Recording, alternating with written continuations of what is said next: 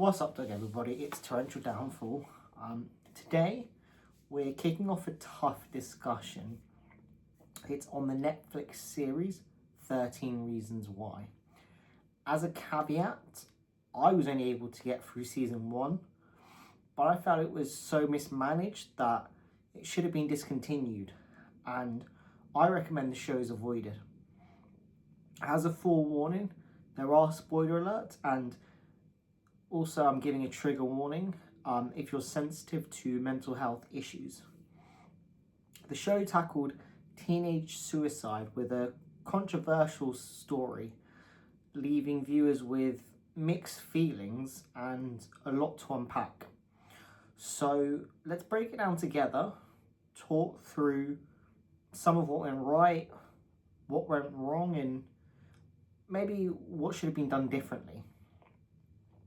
13 Reasons Why brought mental health, suicide, and teenage struggles into a different kind of spotlight. Schools, parents, and students started conversations that weren't really comfortable, with people being had beforehand, which, is a win for creating this open dialogue. Teachers were supporting each other, parents tried to help their kids, and within the show, certain characters such as Mrs. Antilli and Clay showed genuine care for, the character Hannah, who was struggling with a lot of mental health issues, among some of the other students as well. There was even, scenes that were showing the dangers of drink driving, which was handled in a unique way. And I actually think that was a big strong point in terms of the issues with drink driving. On that note, shout out to Jeff, who didn't deserve that fate. They did my boy dirty for sure.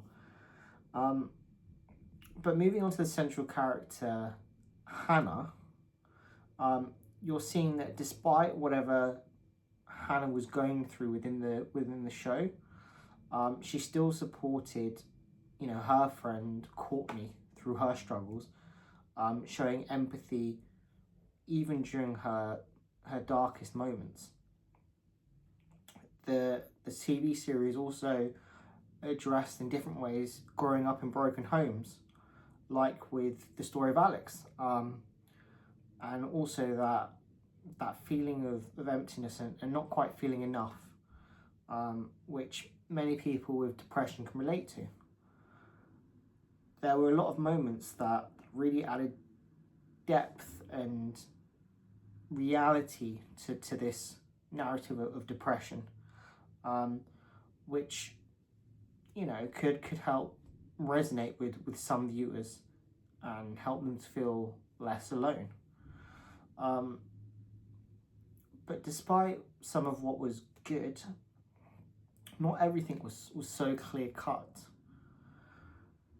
There was multiple reaction to Hannah's suicide, such as her parents seeking help, which was a positive and natural. But there was also this different side where friends were taking drastic actions. For example, trying to enact revenge by throwing rocks at one of the characters, Tyler's windows. Was that helpful in any way, or just perpetuating pain? Kids received tapes instead of closure. Tyler faced bullying even after Hannah's death. Some scenes show parents getting meds for their children, which can help, but is that always the right step? It's complicated. And then, I think it's time to address some honest criticism on the show. The series spread harmful rumours and implied students must be mind readers to prevent suicide. A really unfair expectation. Posters saying you're not alone are great, but the show rarely offered real guidance or resources. Hannah often left Clay in the dark for dramatic effect instead of communication. The series handled multiple heavy issues: abuse, trauma, sexuality, stalking, without ever really blending them well, making it harder for viewers to process and relate. Worst of all, every bad outcome in the show seemed to point to suicide as the solution. This is a dangerous message. It implies revenge can be achieved through suicide, and it dramatizes the action rather than showing paths to help and provide solutions for recovery. A scene depicting self-harm so explicitly in the case of Hannah Baker provides benefit to no one. It has the danger of showing people how to commit suicide and can trigger relapse in those suffering from self-harm tendencies. Reflecting on the series, how could things have been different? Well, ask yourself this question. What if Hannah didn't die from suicide, but instead was left in a coma?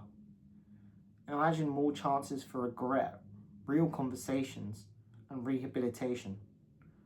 Chloe could visit a hospital bed, not a grave. Hannah's story might shift from this final ending to one of hope, opening new avenues for personal growth and recovery.